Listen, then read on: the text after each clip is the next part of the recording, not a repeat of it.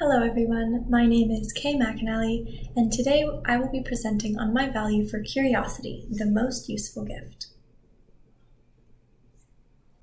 Eleanor Roosevelt once said, "I think at a child's birth, if a mother could ask a fairy godmother to endow it with the most useful gift, that gift would be curiosity." I think perhaps my parents heard this quote before they had me, because throughout my entire childhood and into my adult life, they taught me and encouraged me to be curious. Curiosity was always central to everything that I learned and remains a pillar in my life. In discussing my value for curiosity today, I will explain how I learned to value curiosity, how I apply curiosity to my academics, and how curiosity impacts my relationships. Firstly, I will explain how I learned to be curious. My first memorable experience with curiosity was in kindergarten. I went to a hippie little school in the hill country in Austin, and the teachers cultivated curiosity in all of the students. They did so by responding to questions with, "I wonder." These were for questions that were beyond the scope of our kindergarten learning abilities, such as, "Why is the sky blue?" Instead of giving us a scientific response, they would say, "I wonder." At the time, this was infuriating to me because I really just wanted answers. But now looking back on it, I have a lot of appreciation for what they did because it left room for me to think about the problem and to find my own solutions. My friends and I would speculate maybe the sky is a reflection of the ocean.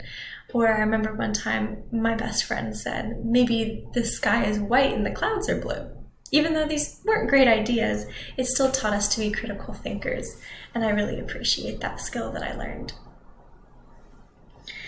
Now that I've discussed how I learned to be curious, I will tell you how I apply curiosity to my academics and how curiosity impacts my relationships. So now, secondly, I will tell you how I apply curiosity to my academics. Because of curiosity, I find myself interested in every single school subject. I don't have just one that I like or two that I like. Even for things that are challenging, I find myself deeply interested. For example, I took a chemistry course earlier this summer as a prerequisite for nursing school, and the first few weeks I was stressed because chemistry isn't my forte by nature. But after a few emotional meltdowns, I got my first grades back and I realized I was doing pretty well, and my curiosity kicked in, my fear melted away, and I became very interested in the subject. I ended up getting through the full 8 weeks with an A in the class and a confidence that I can learn about organic chemistry and do well with that subject. So now that I've discussed how I learned to be curious and how I apply curiosity to my academics, I will tell you how curiosity impacts my relationships. Lastly, I will explain how curiosity impacts my relationships. Rather than being judgmental by default, as a human often is, I find that there's a little bit more room in my brain to be curious when I meet people. I find that this has helped me over the years to make lots of friends who might be a little bit unexpected because I want to learn more about them.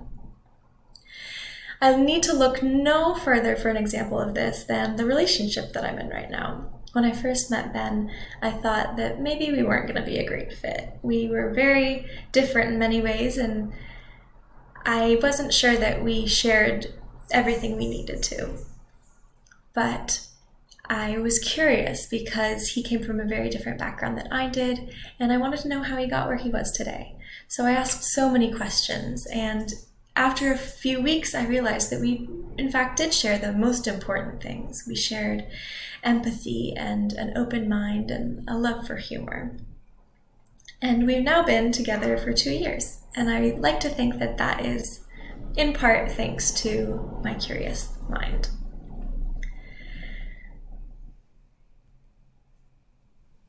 So far today, my purpose has been to share with you about curiosity.